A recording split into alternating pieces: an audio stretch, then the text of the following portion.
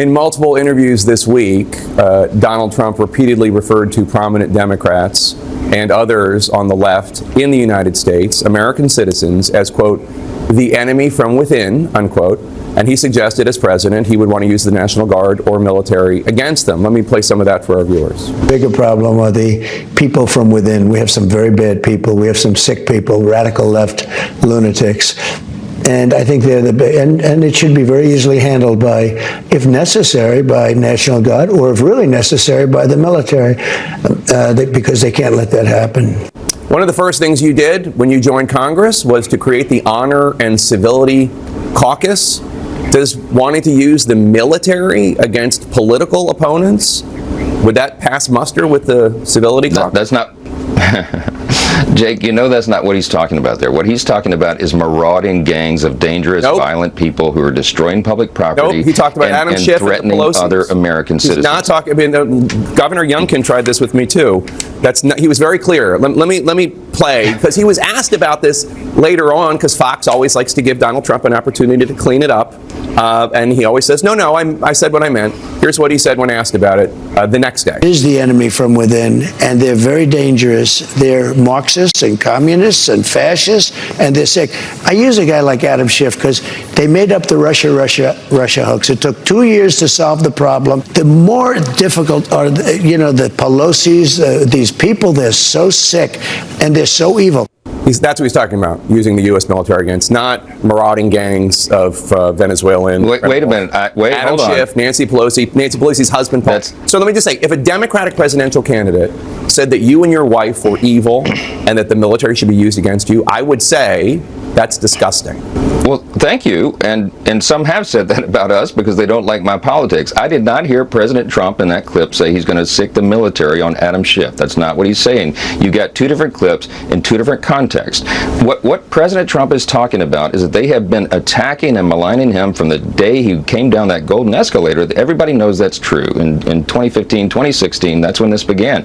He's been the most attacked, maligned political figure in U.S. history. They've tried to kill him twice in the last few months. This is real, and he feels that acutely. And Jake, you would too. If you were under attack like he is all the time, every day. I mean Iran, who has assassination attempts out against him. But that's not crazy, dangerous people Adam in the Schiff country who and Nancy Pelosi get on are not rooftops and trying to assassinate Donald Trump. I mean, there's this conflation of anybody. They're not, Jake. They're not. But the political attacks have been relentless, and they have been baseless, and they made up the Russian collusion hoax, and they went after him and have been going after him ever since. They tried to impeach him twice. I mean, they've done real damage in the American psyche. What I'm talking about is the political attacks that are so over the top. Kamala Harris has used language saying he's so dangerous to the country. I mean, I've had colleagues in the House say he must be eliminated. He must be extinguished. He's literally talking about this stuff is over the top. You know, against Democrats. I mean, he's literally talking. No, he's not. Yes, he is. No, he's not, Jake. No, he's not. No, he's talking about using the National Guard and the military to keep the peace in our streets. In the summer of 2020, that my Democrat colleagues call the summer of love, it was crazy. It was mayhem, and Democratic progressive mayors and governors allowed it to go on, including Tim Walz, who allowed Minneapolis to burn, and it's still not rebuilt. Look, Trump is talking about restoring law and order, and I'm telling you, you can mock it. People in the media can mock it, but that resonates with the American people. They are sick of being afraid on the streets of their cities. Donald Trump can bring order back to the chaos. They know that. So they're willing to give a little on his, social media posts and some fun language he uses at rallies. He called January 6th a day of love. He said that the January 6th criminals, the prisoners who violently attacked your place of work, he compared them to the victims of Japanese internment camps. And that guy is in favor of law and order?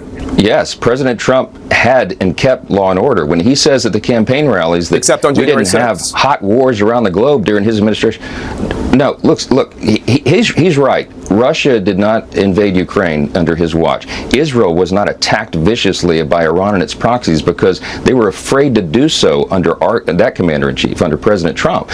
They're not afraid right now. Our allies are nervous, our enemies are empowered because they see an opportunity. The only person that they fear less, our enemies abroad, the only person they fear less than Joe Biden is Kamala Harris. At the end of the day, when you go into the ballot box, I would just encourage everybody, ask yourself quietly, are you comfortable with Kamala Harris being the commander-in-chief of the U.S. Armed Forces at the most dangerous moment since World War II? She could not handle that. Our enemies would have an opportunity there, and people think about those things, and that's why they're going to vote for Donald Trump. It's like that's why you he's were going to win and be reelected president. answering questions from a completely different interviewer. But Speaker Johnson, I appreciate your time today. Thank you so much, and best of luck on the campaign trail in these last 16 days. I hope it is a peaceful and successful election, and that all the ballots from legal voters are counted, and that the actual winner takes office. That would be fantastic. Good to see you, Speaker Johnson.